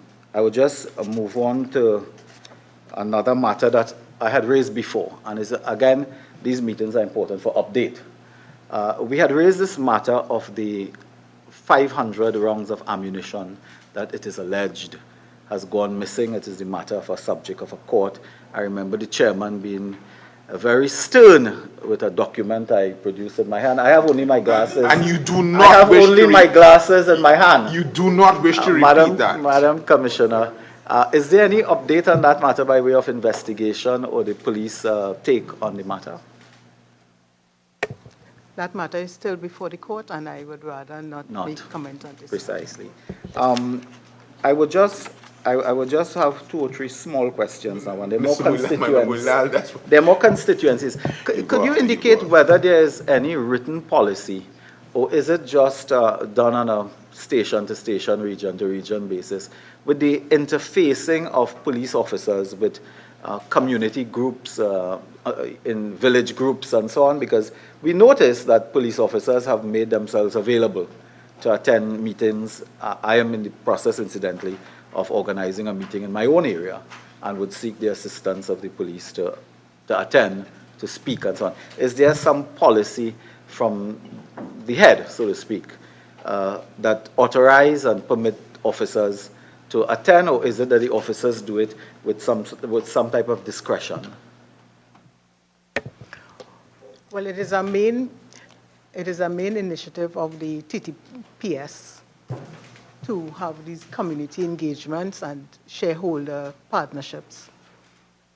However, if you are arranging a meeting, it is expected that you would seek the assistance of the divisional commander, who will be able to, if he or she is unable to attend, will be able to provide officers to attend. And the final question, again to tie up, because But it is important that you seek the assistance of the senior superintendent in charge. Senior superintendent, yes. Thank you.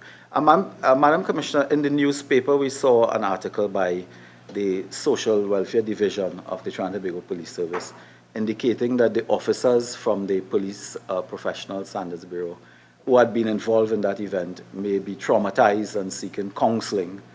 Could you confirm whether or not counseling has been provided for those officers of the Professional Standards Bureau who the president of the Social Welfare Division indicated may be traumatized? In fact, I'm almost tempted to say that Mr. Brent Thomas should provide counseling since he is responsible for their trauma. But could you indicate whether or not counseling has been provided to those officers? I lead professional officers. And what my officers would have gone through and the comments, they are strong enough to handle that. I will not say that they are traumatized. Thank you very much, and I'm sure Mr. Dixon, if that is his name, would hear you. Thank you very much. Now, Madam Commissioner, I want to bring our focus back to why we are here.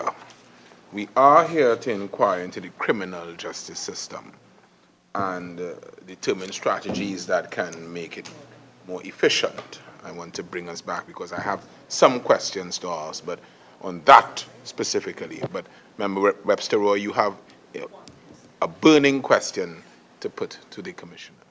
Go right ahead. Thank you, Mr. Chairman. Through you. Madam Commissioner, before I ask my question, I want to lay on the table that as our first female substantive commissioner of police, I've been rooting for you. I want to put that out there publicly.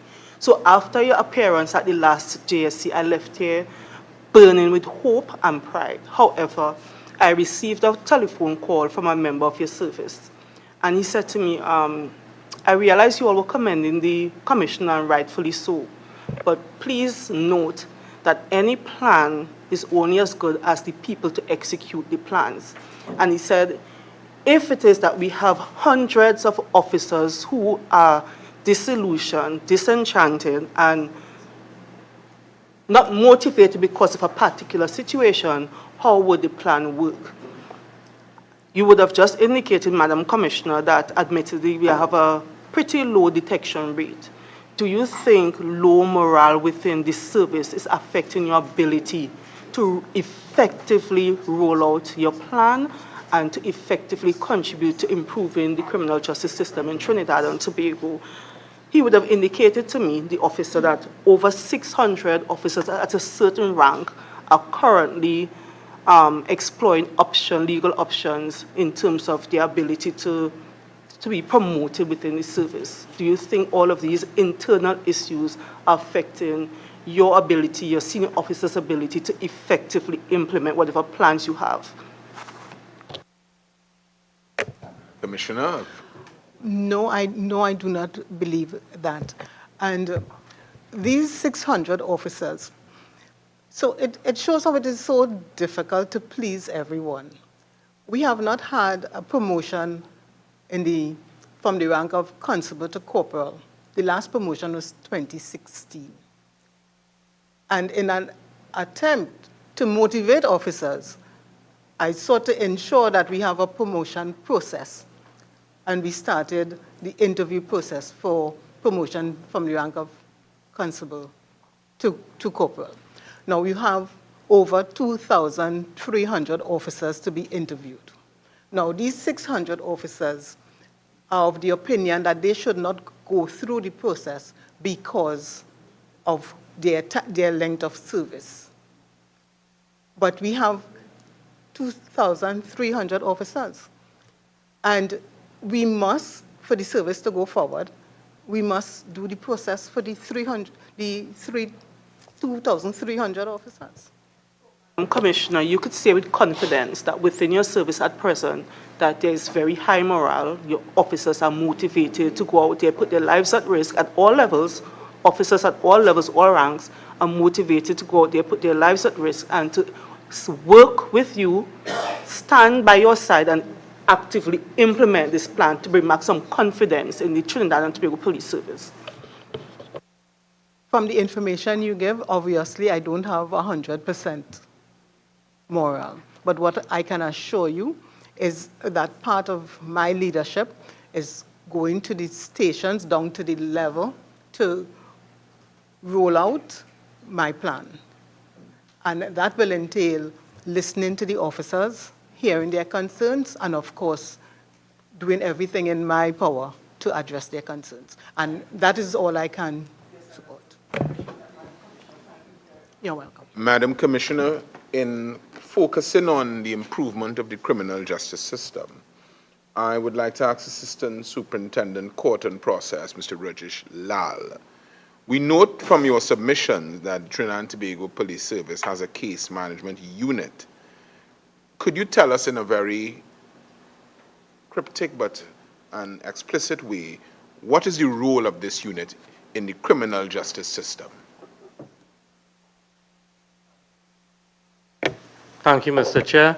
What the case management units are required to do, or the purpose of these case management units, were to ensure that the criminal procedure rules 2016 were complied with, and that's to ensure that the files that are being prepared and submitted to the court by officers are of a satisfactory and even beyond satisfactory level to be sent to the prosecutors, not only at the TTPS, but also at the DPP's office, to ensure that all the evidence are collected and all the orders of the court are complied with.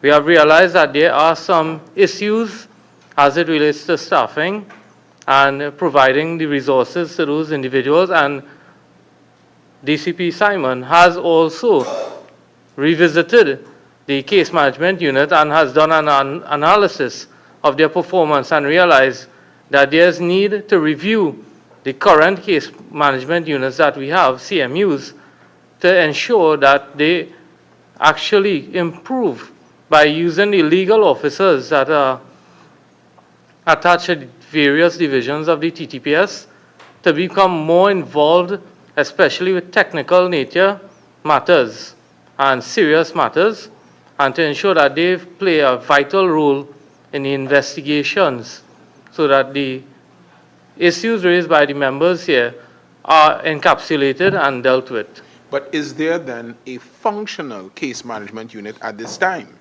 There are functional case management units at this time. We have the Interagency Task Force Case Management Unit, Port of Spain CID Case Management Unit, the Central Division Case Management Unit, Southern Division, Southwestern Division.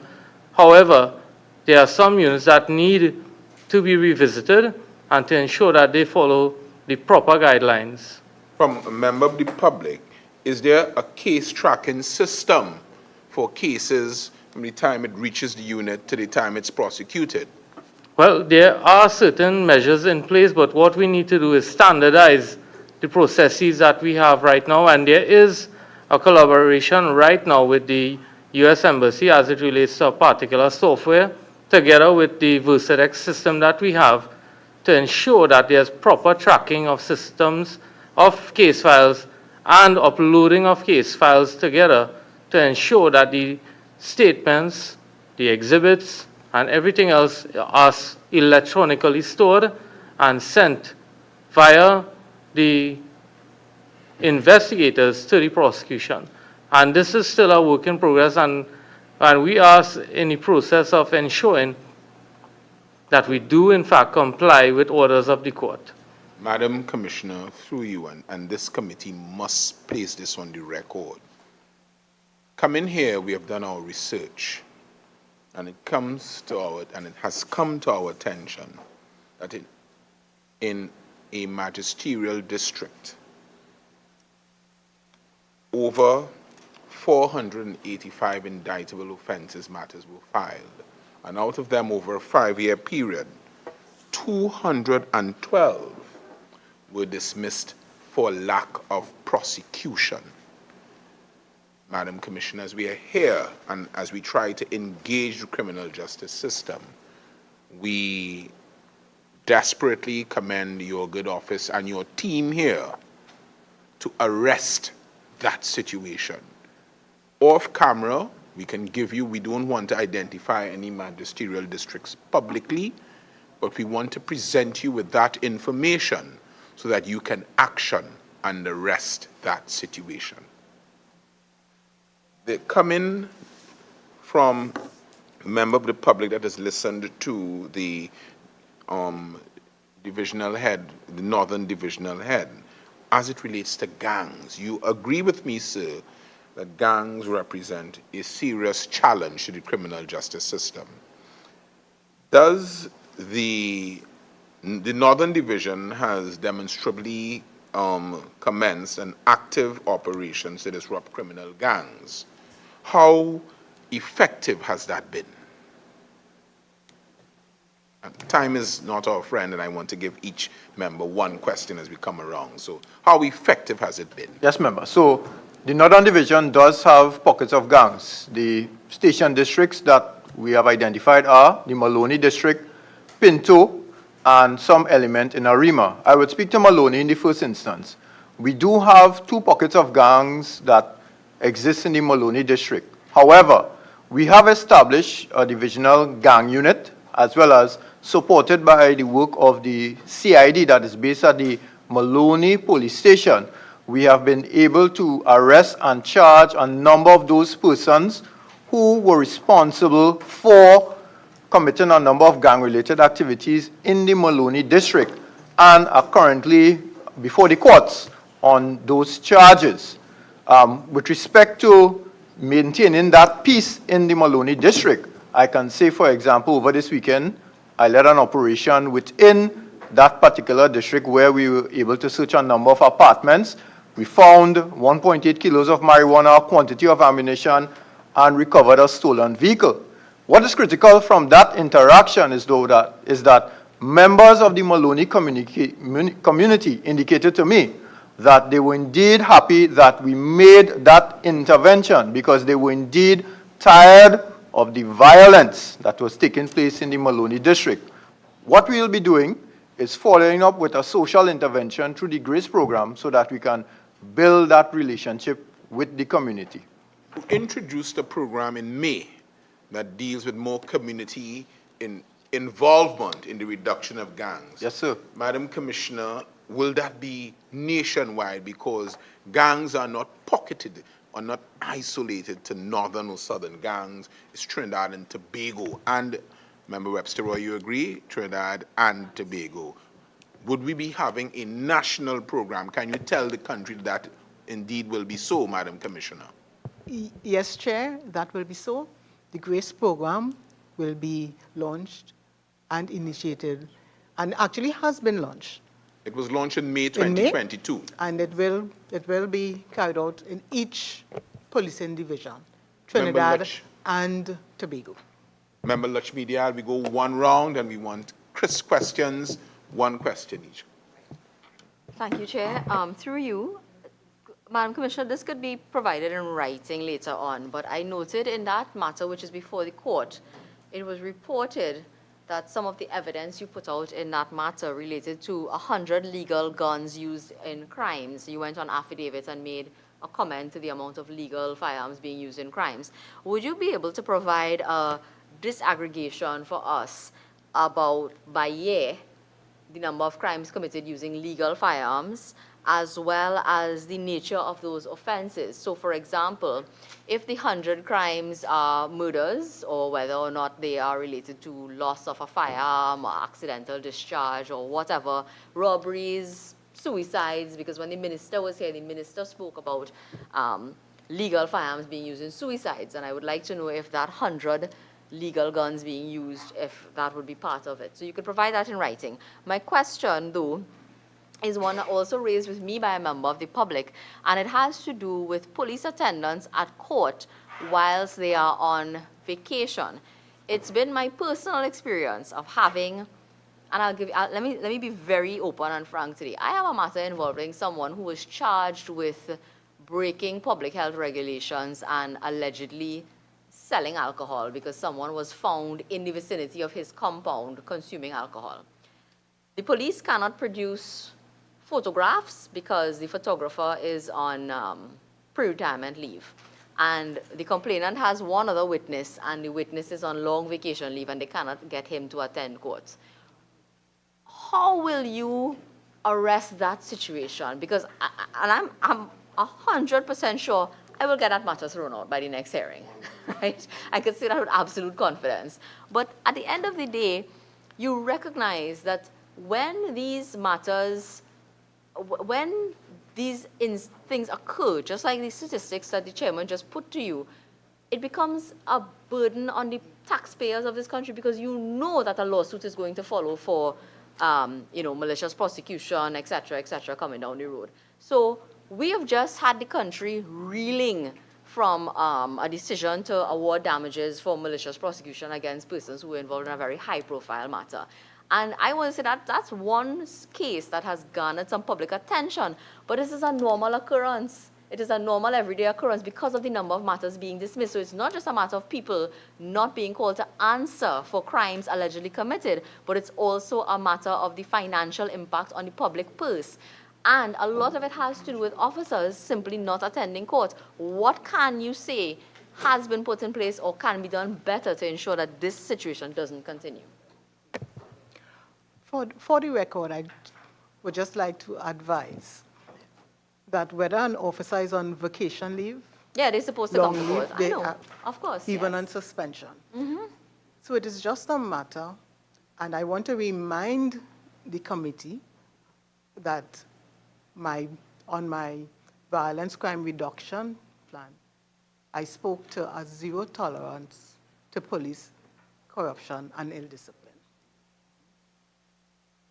In those instances, it is necessary that the court prosecutor bring the absence of the officer to the attention of the senior superintendent so that the requisite action can be taken. So it's about supervision and accountability. Sure. Yeah. But if it is not brought to the attention of the seniors, then it cannot be addressed. But you'd appreciate that the prosecutor is also a police officer who falls under your jurisdiction. So if they are not doing their job, it's like middle management supposed to be supervising the juniors, and if middle management isn't reporting to senior management, well, where the buck has to stop at somebody. So it's either you have to discipline the prosecutor for not bringing it to the attention of seniors, who could then discipline the junior officer or the complainant or witness who doesn't attend court. But it all resides within the TTPS. You recognize that? Yes. Member And will be Sukai. addressed. Chair, thank you again through you.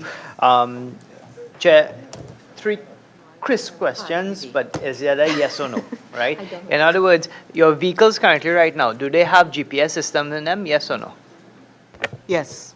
And they're monitored, all the vehicles, right? They have a GPS system in them.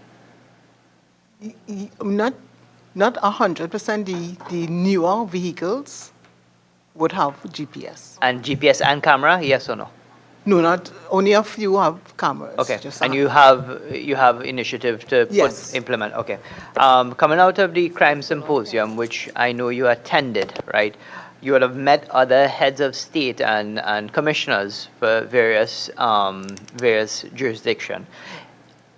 Were you able to sort of round robin and communicate with these individuals to see, at least seek some sort of advice or initiatives in terms of improving the service and how you see you can position TTPS for the future? Because clearly most of the issues that we have been facing with is a management issue. And I'm sure you can agree to that to some extent. Have you been sort of communicating with your regional partners that you met recently and some of the other agencies, and maybe share some of the initiatives that you see coming out from that? Okay, well, I will tell you that I have not round robin with them simply because, as you may or may not be aware, from Monday the 22nd, we do have the conference for the Association of Caribbean Commissioners of Police, and within the next week of activities, we will be having that various caucus to discuss issues. I'm happy that you said that because, Chair, again, this is very crisp. It should be noted that the Jamaica Police Service are accredited with an ISO standard. And I find that to be very impressive. And maybe we should start looking, because to have an ISO certification means that every single facet of your organization has been monitored, audited, and accounted for. So it's just a suggestion, but I believe this is something we should strive for in the future, and it's just a suggestion to you. Thank you, Chair. Thank you. Member Richards. Thank you. Commissioner, in your written submission to the committee, you indicated the following improvements that would address the backlog of investigation filed for submission to the Office of the DPP, including ensuring a better level of supervision and work performance management by SDOs, a more robust investigative file progression management system, especially relating to the roles of supervisors, proper system for tracking investigative files, matters brought before the court. But the gaps in some data provided to the committee, specifically related to ongoing investigations, suggests that currently no fully functional case management system exists in the TTPS. I know there's a Versatech system, but to my, it may not be a full case management system, is it? And if it is or is not, how data-driven is the police service in Trinidad and Tobago? Because data accessibility and the instantaneous nature of data and the ability to track and analyze data impacts your responsiveness to changing criminal paradigms. How data-driven is the police service, and do you actually have a fully functional case management system in the TTPS? We are still a bit challenged with our data, and we are in the process actually of reviewing and coming to our whole information technology department, which will take into consideration our ensuring that our processes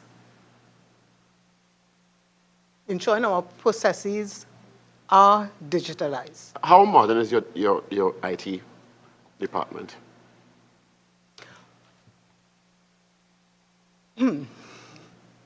You're hesitating because you don't want to look bad, but you want to tell the truth. No, she's hiding because she's thinking. Go ahead. Well, I would like to, first of all, let me inform the committee that the records of the Trinidad and Tobago Police Service first became computerized, digitized, as far back as 1995. We are actually in the process now where one of our software has really come end of life. our If you want to pull up AFIS. an important file now, can you do so on your computer on your desk? When you say an important file, For a case that's ongoing that needs your attention. no, cases are not digitalized. That is what Mr. Lal would have been alluding to a while ago, where we are now in the process with the assistance of the U.S. Embassy to get software. Is the where we data can from use that. jurisdictions that you would have shared earlier on, is that digitized? Pardon me? From each division, the data that you shared in detection rates, division by division, is all that digitized? Yes, it is. Okay. That information is collated by our CAPA branch. Member Munilal? Very much. Just a quick question, Madam Commissioner, to update the national community. Are there any inroads in the investigation out of that dastardly event in April, I believe, the bomb threat to schools and so on? I believe that is a matter that is being investigated. Are we closer to the end of the investigation? I know we can't divulge, but where are we with that investigation, and what could the population expect by way of the end of the investigation, finding charges, whatever, and cooperation with any international agency and so on? Please. Thank you for the question. Deputy Commissioner Simon will address. Thank you, Madam Commissioner. And thank you, Member, for the question. Our special branch, they are heading up that investigation. However, I am personally involved in making certain connections with our foreign counterparts for speeding up process. So I have had 2 meetings with different entities in foreign countries concerning the process.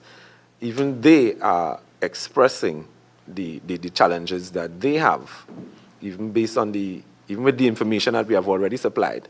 They are expressing the challenges that they are having in finding or getting closer to what it is we may want in a quick time.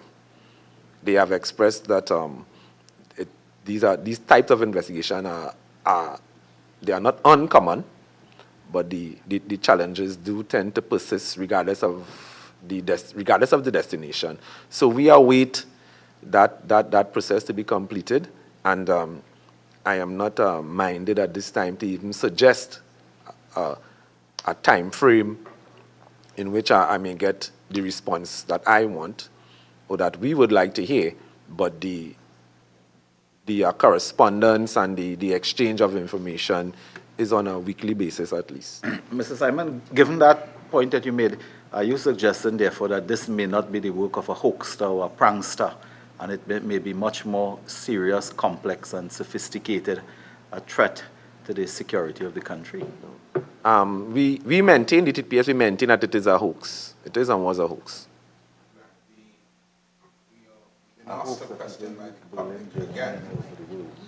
About is there a correlation, is there some sort of system in place where when persons are fingerprinted, it goes into a database so that if a fingerprint shows up at a crime scene, there can be some correlation and some linking that will assist in the quick solving or the quick detection of offenses? Yes, we have our AFIS system, and that is our electronic database of fingerprints. And so when fingerprints are obtained, they are kept, and if there's a fingerprint turning up at a crime scene, you can have a database where those fingerprints can be matched. Yes, we do. And when it relates to police prosecution, you know that police prosecutors, there are some who are trained as attorneys, but there's some, Officer Lal, I remember, has gone through the system for over 15 years, if I recall, in Port of Spain, 5th Court, 1st Court, 3rd Court. What steps has the Commissioner of Police taken to ensure that police prosecutors are properly trained and capable of executing their responsibilities for the myriad of offenses that may come before them or may come on their docket for them to prosecute? So, for example, the same approach you will take in a homicide as a prosecutor may not be the same approach you will take in a matter involving a sexual assault and a minor. What is the training that the commissioner has put in place for that?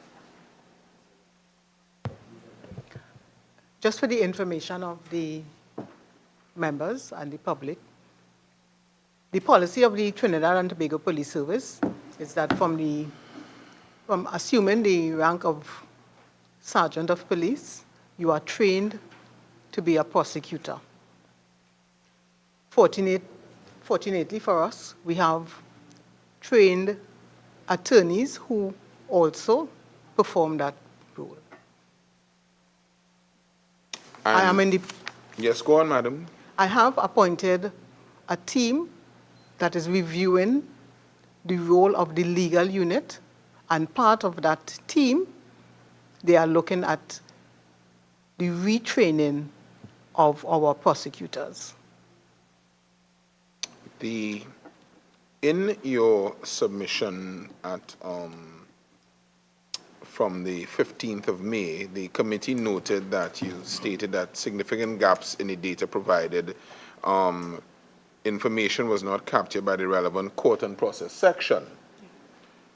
Why aren't there performance metrics for the court and process sections, and why aren't they being consistently tracked? Yes. San Fernando and Princess Town. Why isn't there information, why aren't there performance metrics for court and process sections? Why isn't it being consistently tracked? Why aren't all not being consistently tracked?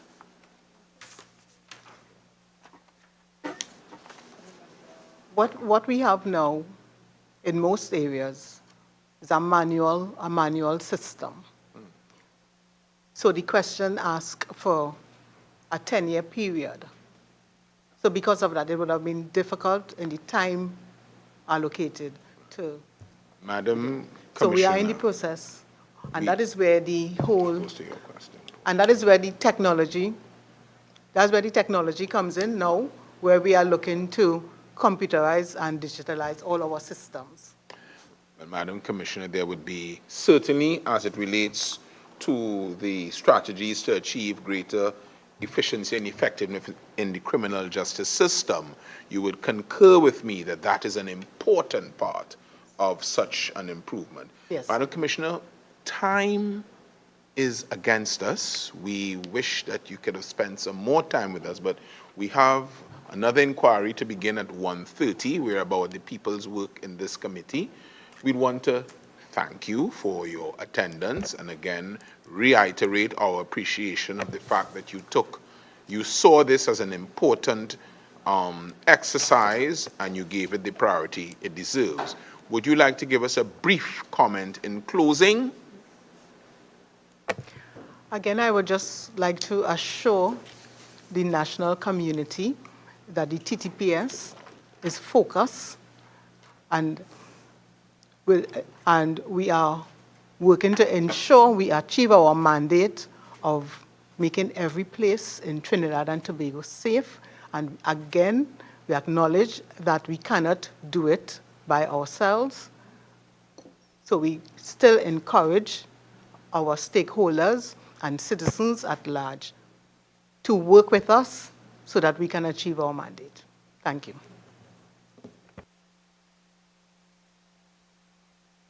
Well, what we will do, and we thank you for that. We intend in this committee members, we will have some sleepless nights. We would want to submit this report as it relates to the improvement of the criminal justice system before the end of this parliamentary session, which I think ends in September. So there'll be a lot of work. I will appreciate the presentation of the questions asked by members for written submission, and particularly my question asked of you relative to the strategic plan that will improve the delivery of certain services for the public and in the criminal justice system. And all written submissions will be on the committee's website for the public to access, because this is an open forum and the entire country is attuned, is listening, is concerned about the improvement of the criminal justice system, which if it improves, it could only go towards a reduction of criminality in Trinidad and Tobago, which is a major concern for all. Madam Commissioner and your team, thank you very kindly for your attendance today. You're most welcome. We would now adjourn this sitting to 1:45, where we restart. Yes. Thank you. Short lunch. Yes, we're working today. At the industrial court?